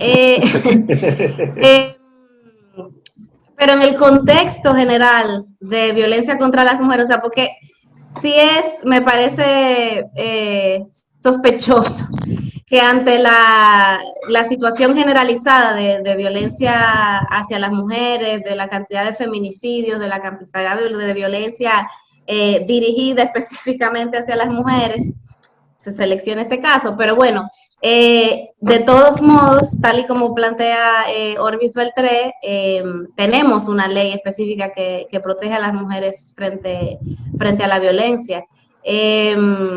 Y eso no ha llevado a las mujeres ni a andar golpeando a los hombres para después que no importa que me peguen porque yo soy la que estoy protegida, ni andar dando denuncias falsas. Entonces, bueno, no es correcta la violencia en ninguno de los casos desde el punto de vista ético, eso está clarísimo, no es correcta la violencia, y nosotros vivimos en una sociedad violenta que también excede la violencia específicamente de género, y eso es un grave problema que tenemos como sociedad, pero no hay que obviar la particularidad de la realidad de la situación de violencia contra las mujeres, y en este caso la ley tiene que tomar eso en cuenta, además de los datos más amplios del caso particular. Claro. La pregunta se hace no por provocar ni por asunto del sistema de violencia, sino básicamente por eso, porque como bien dice el abogado, no se justifica en una falta ajena a la falta de esa persona, porque muchas veces cuando se habla de casos de que un hombre mató a una mujer o le dio golpe, cuando se analiza la historia completa, muchos hombres justifican la violencia a partir de la falta ajena. Por eso es la pregunta, no es ninguna provocación ni nada por el estilo. Profesor José Vázquez, ¿quiere opinar? Sí, breve. Yo pienso que las cosas están dichas desde el punto de vista de lo que prescribe la ley y de lo que prescribe la costumbre, la moral, ¿verdad? Y el trato que merece una dama. Sin embargo, yo quiero decir lo siguiente: no está prescrito, no está establecido que porque un hombre viole la hora de llegada a su casa deba ser recibido con un manazo de pilón. Ni tampoco estamos ahí para ver el pánico en que entró, porque hay que estudiar el contexto también. El pánico en que entró este señor para ver si él necesitaba actuar en defensa propia. Tal vez no quiso golpearla, tal vez fue una actitud inconsciente de defensa, de supervivencia, lo que la llevó a golpearla a ella. También hay que ver esa parte. Yo no estaba ahí, pero creo que eso debe ser tomado en cuenta. Okay. Profesor Eulogio Silverio. Bien, como dijo Ingrid, ni en ningún caso se justifica la violencia de ninguna parte. De todos modos, hay que tener mucho cuidado, porque creo que ante los graves casos de violencia de los hombres hacia las mujeres, que son mayoritarios en nuestra sociedad, se ha tendido un poco a entender que las mujeres no hacen nada. Y no es que estamos justificando la violencia contra la mujer, porque de ninguna manera se justifica, sobre todo la violencia física. Pero hay provocaciones de parte y parte, y el caso yo creo que lo deja bien evidenciado aquí. Para decirlo de una manera más clara, más llana, yo he conocido mujeres que realmente he tenido que decirle de la familia: no, suelta ese hombre, tú lo estás acorralando, y cuando tú lo acorralas, él va a reaccionar. Y tengo un caso cercano que finalmente reaccionó y terminó en violencia. Pero yo soy consciente y no voy a decir nunca que se merecía eso, que se merecía lo que le pasó, en lo que terminó todo eso, pero de que a veces la mujer, llevada por muchas amigas que le aconsejan como si estos vivieran en el mundo de Platón, tú tienes derecho frente a la ley. Son agresivas. No, entonces van acorralando al hombre con palabras, con hechos, hasta que lo llevan a un momento en que explota. O sea, yo creo que lo mejor es, en todo caso, y esa es la actitud que he tomado para la vida mía, desde que se produce el primer insulto que yo creo que puede llegar a la violencia, yo me voy de ahí. Me voy de ahí, no vuelvo aunque me traigan amarrado. Porque es una situación peligrosa. Tú la dejas, por ejemplo, si esos dos que fueron a la fiscalía vuelven y se juntan, ¿quién te garantiza de que no se repite el manazo y que no se repite un golpe más fuerte y que finalmente él termine matando a esa mujer? Entonces, creo que a mí me pone hasta nervioso eso, pero creo que eso hay que cortarlo por la raíz. Si ya llegaron a la violencia, yo creo que es hora de que terminen eso. No importa la cantidad de hijos que tengan, pero hay que terminar eso, porque eso no se para y eso termina en otro acto de violencia de parte de ella o de parte de él, y no se sabe si un día estamos velando uno de los dos. Hasta ahí yo puedo llegar. Bien. Seguimos entonces. El siguiente caso fue pedido por el público. El punto 6, el caso número 6 dice, esto fue un caso real, si no me equivoco ocurrió en Bélgica. Una niña, aproximadamente 12 años, le pide a su padre que le ayuden a lograr la eutanasia porque ya estaba cansada del bullying en la escuela. Solicitaron a la Junta Ética del país correspondiente y le niegan la posibilidad de la eutanasia. Y la niña deja de comer con el consentimiento de sus padres, los cuales no le impidieron que la niña muriera por inanición. ¿Tienen los padres culpa en este caso, Orbi Bertré? Sí, sí, pueden ser acusados. Bueno, yo no conozco la legislación penal de ese país, pero si esto sucediera aquí, evidentemente que van a ser acusados de asesinato, no ni siquiera de homicidio, no, sería un homicidio agravado, porque si a la niña le hacían bullying, pues los padres están llamados a buscar ayuda psicológica para esa niña. Y aunque el Estado por lo general no asiste como debería asistir, el Estado se puede defender a través del Ministerio Público diciendo que los padres estaban en la obligación de buscar todas esas ayudas psicológicas que están contempladas en el Código que protege los derechos de niños y adolescentes para salvar a esa hija. O sea que tampoco es así, eso es un homicidio agravado, definitivamente, pudieron salvarlo. Bien, el profesor Eulogio Silverio, le voy a dar la participación a usted, porque la joven Coral Rodríguez pregunta, que además de que le explique el caso, que si usted podría darle una definición bien sencilla de lo que es eutanasia. Ah, bueno. No hay definición sencilla de lo que es eutanasia, pero la más sencilla es la siguiente. Muerte sin dolor por motivo piadoso. No es como dicen por ahí, simplemente muerte sin dolor, porque hay muchos tipos de muerte sin dolor, pero el motivo no es piadoso. Esa es la más sencilla y viene de Aristóteles y recoge la tradición kantiana también. Y la pregunta entonces, la otra es del caso de la niña que bueno, como dijo ahí, yo estoy de acuerdo con el abogado, si la dejaron, los padres la dejaron morir, porque ¿hasta dónde un niño es consciente de lo que hace? Esa es la pregunta. ¿Hasta dónde un niño es consciente de lo que hace y sabe lo que le conviene? Tenía realmente cura su padecimiento, su dolor, o sea, la burla. Hay situaciones en las que se han burlado de ti que tú crees que el mundo se va a acabar, pero después cuando tú rebasas eso y llega a una vida de adulto, dices, primero acá, y de eso era que yo me deprimía, y de eso era que, no joda, hombre. Uno se burla de uno mismo de haber creído que era una cosa grande. Entonces, los padres, en este caso, y en todos los casos, están para proteger a los hijos, y el Estado también. O sea que, sí, hay que echarle la culpa, la responsabilidad la tienen los padres por haber consentido de que una niña se muera realmente por una cosa que no debió ser. Sobre todo en una sociedad donde está bien, hay bullying, esa cosa, pero desconéctala entonces de la tecnología, aíslala de eso, y tú verás cómo ese problema que ya ves tan grande realmente se reduce. Hasta ahí lo dejo. Bien. Profesora Ingrid Luciano. Sí, me parece que hay una responsabilidad no solo de sus familiares directos, de sus tutores, de sus padres, de su madre, sino también de si era en la escuela, que era, por ejemplo, no tenemos esa información, pero no sé dónde sucedió eso, no sé si tiene el dato, William. Sí, ya como por curiosidad, o si fue abstractamente construido. No, existe el caso. Ok. Pero si era en la escuela, esa escuela tiene responsabilidad, esa dirección, eso, etcétera.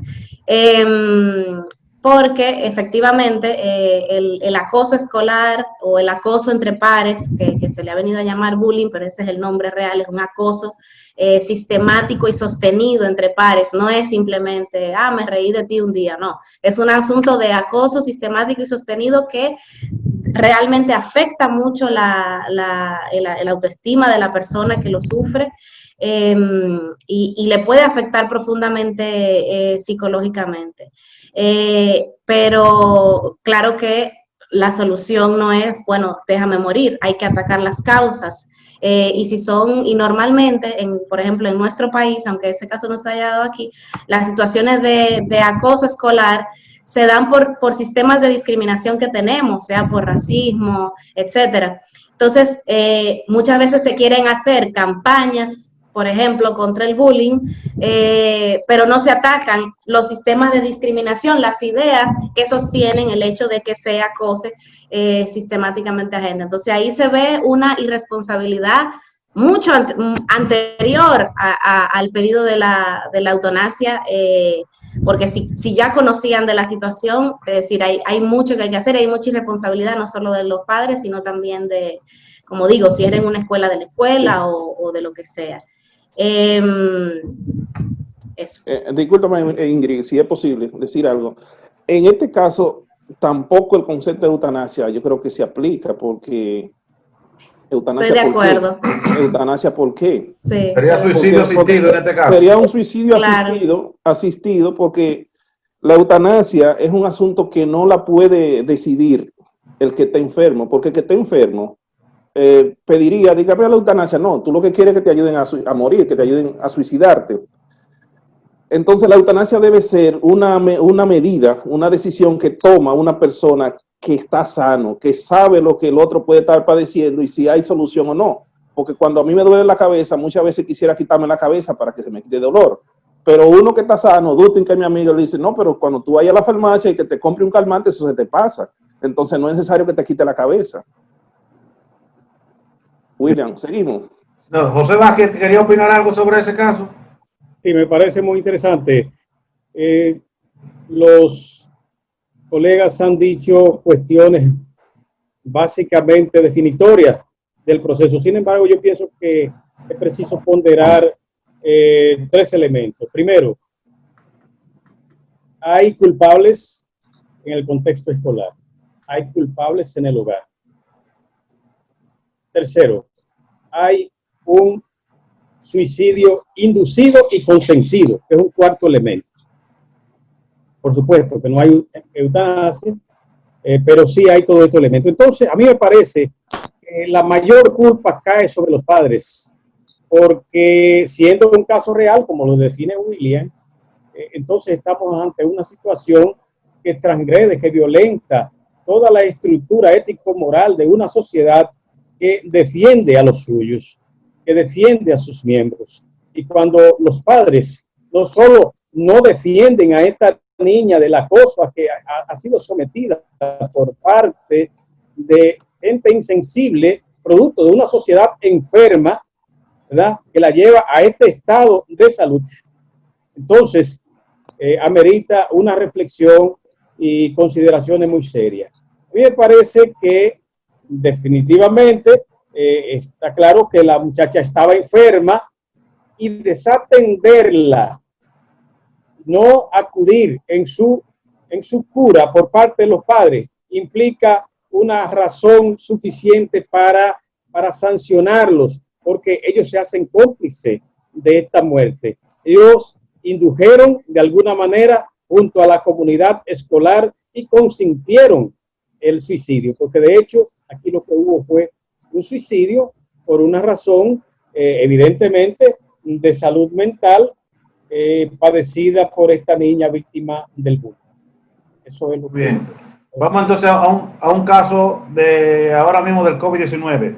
Un señor de una edad de 75 años de edad presenta todos los síntomas y llega crítico a una clínica con todos los síntomas del COVID-19. Junto a él también llega un hombre de 30 años de edad con todos los síntomas del COVID-19, los dos en proceso avanzado. La única diferencia en cuanto a la enfermedad es la edad. Los médicos deciden atender primero al joven. ¿Qué podría hacer las familiares del señor mayor? ¿Qué diría la ley en este caso, Orbi? Bueno, la Constitución Dominicana es muy clara y establece a los ancianos en este segmento de la población que precisan de una atención especial por su nivel de vulnerabilidad. Entonces, ningún centro médico, entiendo yo, que es conocedor de los derechos fundamentales que tienen los seres humanos, puede tomar una decisión basada en el criterio de quién es más joven y quién no es tan joven. O sea, la cosa no puede ser así tan sencilla. Si se toma una decisión basado en ese criterio, entonces ese personal médico va a tener serios problemas, porque está en franca violación de los derechos fundamentales de ese anciano y está en franca violación de lo que establece la Constitución en cuanto a que ese es un segmento que requiere de una atención especial por su condición de vulnerabilidad. Tan simple como eso. Bien. Profesora Ingrid Luciano. No sé, no estoy segura de tener todas las competencias para abordar ese caso conscientemente, pero sí pienso que, bueno, es un asunto de mucha actualidad por el tema de la saturación de los sistemas de salud, por la pandemia y que se ha vivido en otras situaciones, la humanidad ha vivido estas situaciones en otros momentos. Y realmente el hecho de que se tomen en cuenta las personas más jóvenes, he visto que son de los criterios que en algunos casos están como establecidos dentro de los parámetros médicos en esas situaciones extremas. Claro, según el dato que nos dan, no tienen ninguna otra diferencia, o sea, no hay ninguno que esté más grave que el otro, los dos llegaron juntos, etcétera. Pero si otro detalle que hay que tomar en cuenta, si ninguno de los dos está gravísimo, bueno, habría que ver, tampoco lo sabemos qué tan graves están, pero si ninguno de los dos están gravísimos y llegaron exactamente al mismo tiempo, hay una situación de mayor vulnerabilidad de la persona mayor, que quizá habría que tomar en cuenta, más allá del criterio de la persona joven con más vida por delante. Entonces, creo que ese otro factor de esa vulnerabilidad específica ante la enfermedad de la persona mayor habría que tomarla en cuenta, y además el dilema no se plantea en una situación tan extrema porque no quiere decir que al próximo no lo vayan a atender, sino que lo van a atender después. Entonces, si sí hay camas, si no hay problema, pues en mi caso, si tuviera una situación que no soy médica, no sé, es decir, estoy relativizando mi respuesta porque pienso que habría que tener muchas más herramientas, tomaría en cuenta a la persona que está en mayor situación de riesgo ante la enfermedad. Bien, le decimos al público que si quieren participar deben ir levantando la mano por la aplicación y prendiendo su cámara, porque con la cámara apagada no lo encuentro en la pantalla. Profesor José Vázquez. Me escucha bien, bien. Mira, el problema planteado aquí sí que representa un desafío fuerte y hay que partir del plano comparativo antropológico, cómo cada cultura trata estos casos. Los esquimales, por ejemplo, cuando un anciano ya es improductivo, lo sueltan, lo acosan, lo azotan y él tiene que irse obligatoriamente a deambular hasta que muera por inanición. Si aparece alguien piadoso que quiera pararlo de sufrir, que pueda detener su sufrimiento y lo mate, en este caso caería el concepto de eutanasia, ¿verdad? Pero esto sería una eutanasia, ¿verdad? Errante, itinerante. Entonces el anciano para de sufrir. Esta sociedad procede con esos criterios sobre la base de necesidad de subsistencia, porque es una sociedad forrajera que vive de la pesca, de la caza y de la recolección. Pero la sociedad dominicana es una sociedad cimentada en valores en los que, tal y como explicaba el abogado Oliver Tres, es una sociedad que da valor privilegiado a nuestros ancianos, que defiende de manera privilegiada, de manera prioritaria a nuestros ancianos, sobre todo por razones culturales que están basadas en la vulnerabilidad que define su condición. Entonces, un joven que está en la misma condición de salud de él, evidentemente que tendrá mayor nivel de resistencia para defenderse de la pandemia, para defenderse del virus. De todos modos, a mí me parece que en la República Dominicana se impone todavía esta tendencia, esta orientación.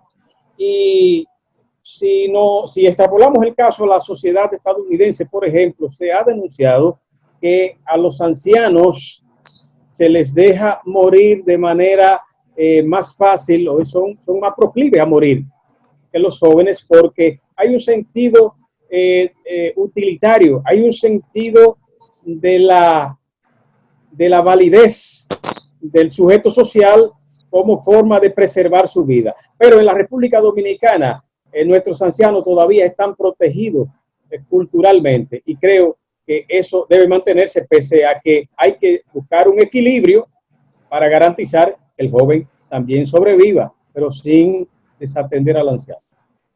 Profesor Eulogio Silverio. Veo que los viejitos están sacando sus argumentos para sobrevivir. Es correcto, José, eso creo que el caso en Estados Unidos que pasó, de ninguna manera se justifica desde el punto de vista del Estado que se atienda al joven por ser la vida que tiene mayor posibilidad, porque por ahí es que lo han tomado, porque eso ocurre en la medicina, por ejemplo, de guerra. En la guerra, un médico que es la que califica los casos, cuando llegan, lo califica por colores. Al que él le puso rojo es que no hay posibilidad de salvarse. Entonces, los médicos que vienen detrás de él vienen resolviendo los casos que están en amarillo, en azul, de acuerdo a la gravedad, pero los que están en rojo son los que tienen menos posibilidad de salvarse. Entonces, no se invierte recursos en aquel que no se va a salvar. En este caso que está planteando, que William ha planteado, el Estado o los que trabajan para el Estado han tomado una decisión errada en el sentido de darle prioridad a aquel que tiene mayor posibilidad de salvarse, no invertir recursos en un anciano que, según las estadísticas que se tienen menos posibilidad de sobrevivir. En una situación donde hay recursos escasos, imagínense, sería una decisión pragmática, pero eso es en sentido personal. El Estado no puede ser, en este caso, no puede ser pragmático. O sea, salvar al que tiene más posibilidad de salvar, sino invertir recursos en aquel que tiene menos posibilidad, porque aquel anciano en esa sociedad, si él llegó anciano, quiere decir que él pagó impuestos suficientes para recibir al final de su vida, por lo menos, el tratamiento que dice Orbi, de que lo dejen morir con dignidad. Y morir con dignidad. Y tiene derechos humanos. Pero por encima de los derechos humanos, tiene un derecho ganado, porque si él trabajó en esa sociedad que llegó a anciano, él trabajó para el Estado, cotizó para el Estado, para que el Estado no le salga con eso al final de la vida. Esa es la opinión que tengo, William. Bien, tenemos dos participaciones, pero tienen que activar la cámara porque si no, no lo encuentro. El profesor Francisco Acosta y la estudiante Coralba Gutiérrez. Profesor Francisco Acosta, si no activa la cámara, no lo encuentro. Inicia ya. Sí, pero tienes que activar la cámara, Coralba, porque si no, no te encuentro tampoco. Sí. Buenas, de nuevo por aquí, ¿verdad? Sí. Son dos cosas. Sobre lo último, el caso que se plantea yo creo que es un dilema moral. Los dilemas morales hay que estar en el contexto para tomar decisiones.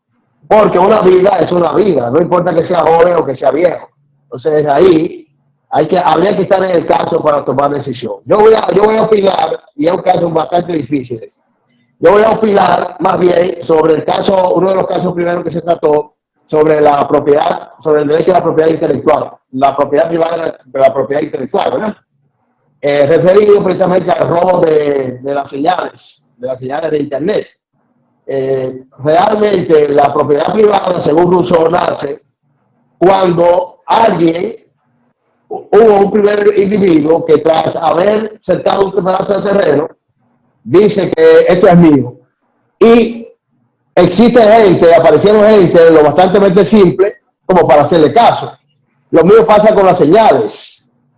Ocurre con las señales, ¿verdad? Cuando que el caso de las señales de Internet, el caso de los libros, por ejemplo, el pirateo de los libros virtuales o el pirateo de cualquier tipo de libros, yo pienso que eso es propiedad de la humanidad. Eso debería estar al servicio de la humanidad. Lo que ocurre es que hay bastantes personas simples que hemos decidido que no, que esas señales son de exclusividad de alguien en particular y lo hemos creído así. Alguien dijo que esas ideas son mías y la mayoría, que somos bastante simples, le hemos hecho caso a ese decir que sí. Por tanto, yo veo que eso realmente no considero que sea un robo, sino yo pienso que ese es un derecho de la cultura, un derecho cultural de todo ser humano, tener acceso al conocimiento, no importa de dónde venga. Porque el conocimiento, aunque se produce de manera individual, pertenece a la sociedad, históricamente así establecido. Esa es mi opinión al respecto. Ok. Marta Aquino y luego Coralba Gutiérrez. Coralba, tienes que activar la cámara porque si no, no te encuentro. Activa el micrófono, Marta, ok. Buenas noches compañeros y queridos profesores. Un placer verle por aquí, a lo que no conozco. ¿Cómo está el profesor Eulogio? Mi punto de vista es respecto al aborto y a la violencia de género. En el aborto se dice que la joven o la madre tiene el derecho si salvaguarda su vida. Es una realidad. Yo viví un caso recientemente de una amiga que su niño venía en un 99.9% con síndrome de Down y ella tuvo que interrumpir el embarazo porque el doctor le dijo que el niño venía mal. Entonces, ella se sintió, tuvo que ir a psicólogo, tuvo que tratarse porque no es fácil uno tomar decisión sobre una vida, es así. Pero también, en el caso de adolescentes, también debemos tomar en cuenta que a los jóvenes, tanto como a las muchachas, debemos orientarlo. No solo a la joven, de que se cuide, de que se proteja, no, también debemos educar a nuestros adolescentes, a que se cuiden como educamos a nuestras adolescentes. ¿Por qué? Porque nada más cargamos el dado hacia la mujer, hacia la joven, pero no hacia el joven. Se le troncha la vida a la joven, pero también al joven. Pero es como digo, si el joven es mayor o menor de edad, también hay que hacerlo responsable y partícipe del embarazo de la adolescente, porque él participó, tomó, como se dice, acto de adulto, como si fuera un adulto. Debemos involucrarlo a todo. Y ya en el caso del aborto, si es obligatorio, como dijeron, si es por salud o algo de la madre, deben involucrarse todo, porque incluso hasta para una mujer prepararse, el esposo tiene que estar de acuerdo a que ella se prepare. Que no es que ella puede decir que, no, yo me quiero preparar. No, el esposo tiene que estar de acuerdo para ella prepararse también. Lo digo porque lo viví en mi segundo embarazo, que si mi esposo no firmaba para yo prepararme, no iban a preparar. Entonces, no tengo derecho como ser humano sobre mí. Y respecto al otro tema de la violencia, debemos de mirar que la mujer es más fácil, la mujer iba a poner una querella cuando el esposo le da un golpe o algo, que un hombre. ¿Por qué? Porque hubo un señor que dijo, yo no podía poner una querella porque yo entrando a violencia de género, lo primero que me burlaron fueron los policías. Me dijeron que yo sí era mujercita, porque fui a poner una querella porque mi esposa me voló encima, me agredió todo, me dio golpe, mejor dicho. Y ellos se burlaron de él. Por eso es que muchos hombres también son abusados de violencia de género y no se atreven a ir a poner la querella. ¿Por qué?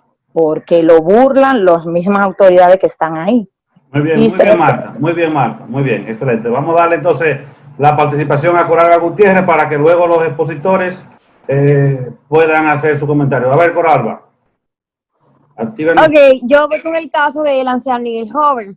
Según ciertas informaciones, la pandemia fue creada para disminuir la gran población que hay de ancianos a nivel mundial. Entonces, este caso nos dice que a cuál atendieron primero. Yo pienso que aquí hay un pro y una contra, porque si atendían al anciano primero, como decía Eulogio Silverio, estarían gastando recursos innecesarios en esa persona. O sea, no tanto innecesario, sino que podrían gastarle en una persona más joven que tiene más oportunidad de vida. Porque según mi opinión de vista, o sea, según mi opinión claramente, el anciano ya vivió su vida, o sea, quemó su etapa y todo eso. Entonces, ¿por qué no darle la oportunidad al joven a que viva una década más? Entonces, ¿quién era que decía? Nada, pues se me olvidó porque hablaron mucha gente y ligaron mucho tema. Está bien, tú puedes decirlo sin decir quién fue que lo dijo. Lo que vayas a decir. Ajá, que decían como que por qué no usaba al anciano si era también una persona al igual que joven, pero es mejor salvar al joven quien tiene más oportunidad de vida, ya que el anciano vivió. O sea, ese es mi punto de vista. Ok, bien. ¿Alguno de los expositores quiere hacer algún comentario final, ya que estamos en el límite del tiempo, Eulogio?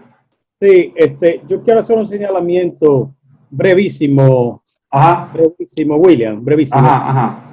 Es sobre una aclaración sobre el dilema moral que plantea la sustracción del Internet, la señal del Internet. Me refiero específicamente a lo que decía el colega Fran Acosta.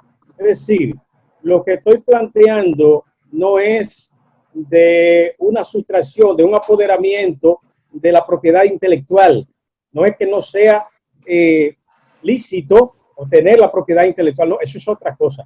Yo me refiero al acto de tomar el Internet de alguien que lo paga, que es el que lo está pagando. Me refiero a la reacción del que lo está pagando frente a aquel que lo toma sin su consentimiento, sin su autorización. Y eso que el que lo toma debería, a sabiendas de que eso es una red pagada, ¿verdad? Debería pedir permiso, debería convencer a su dueño y que convencerlo de que él necesita ese servicio y entonces así las cosas serían mucho menos complicadas. Pero de ninguna manera yo creo que la propiedad intelectual es una cuestión de carácter individual. La propiedad intelectual es un producto social. Desde que ya se inventa, desde que se descubre, bueno, evidentemente ya la fórmula debe estar al servicio de la humanidad. Pero en este caso, cuando se paga un servicio, el que paga el servicio creo que tiene derecho a reclamar respeto a la privacidad. Es lo que me parece. Muy bien. Finalmente, con relación a lo que dijo la joven, que habló de último, es importante que ella quede con esta idea de que una sociedad que realmente no protege a los más vulnerables, estamos hablando de un Estado, el Estado está hecho para proteger precisamente, para equilibrar, para que la balanza sea igual para todos.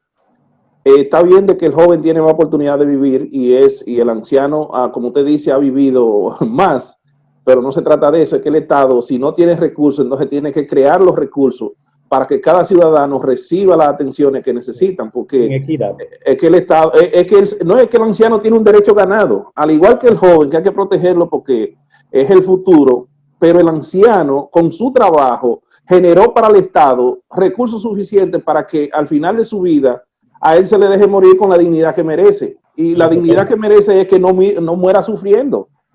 Si él tiene que morir producto de una enfermedad, que no muera sufriendo lo innecesario. Entonces el Estado tiene esa responsabilidad. Claro que también el joven hay que protegerle pero no, el Estado no puede hacer el lujo de privilegiar a uno y discriminar al otro, porque entonces ese no es un Estado justo. Y lo que estamos aspirando es a una sociedad democrática donde todo el mundo pueda accesar o acceder a los derechos, que tengamos derechos todos, no un grupo, no el joven, no el niño, sino todo, el anciano, el de mediana edad, las mujeres y todo, y hasta el extranjero, Ingrid, tú oyes, hasta los extranjeros que están ilegales, que tengan también ¿qué pasa? Extranjeros. Ese tema del domingo. Se dice en términos de derechos. Así no. Legales. Sí, indocumentado. Profesor Miguel Poirier, brevemente. Y siento completamente a esa joven. Ese es un plan perverso del sector financiero internacional y de los gobiernos y las potencias mundiales para acabar con la población envejeciente. ¿Por qué? Porque no quieren dedicar los recursos que esos envejecientes trabajaron, que tienen todo el derecho del mundo a disfrutar de ello. Y nadie tiene el derecho de acabar con la vida de nadie. Todo el mundo tiene derecho a vivir. Que sea la naturaleza que imponga cuando cada cual tenga que morir. Pero no ningún Estado, nadie tiene derecho. La vida es sagrada. la vida nadie puede disponer de ella. Esa joven, si le dicen, le ponen en esa situación, si fuera su mamá o si fuera su papá que estuviera en esa situación, estuviera hablando tan fríamente así. No entiende que estamos en la sociedad del conocimiento, y el conocimiento acumulado por una persona que ha durado mucho tiempo estudiando y que tiene experiencia es invaluable. Las sociedades con una alta espiritualidad a sus ancianos los respetan y los veneran, porque ahí es que está la fuente de la sabiduría. Muy bien. Bueno, agradecemos a estos grandes expositores, Orbi Beltré, Ingrid Luciano, José Vázquez, el profesor Eulogio